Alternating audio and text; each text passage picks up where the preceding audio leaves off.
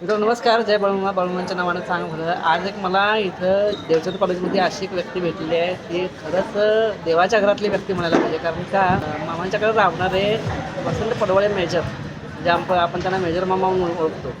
मामांच्या बकऱ्यातच ते मोठे झाले आणि मिलिटरीमध्ये भरती झाले. तर त्यांचा नातू आपल्याबरोबर असा आहे वसंत पडवळे मेजर मामांचा नातू.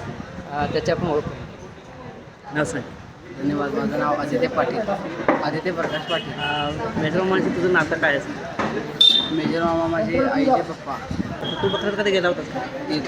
बकऱ्यात गेला होता. सेवा झाल्या बकऱ्यात सही झाले. तुझं नाव काय? धरण राजा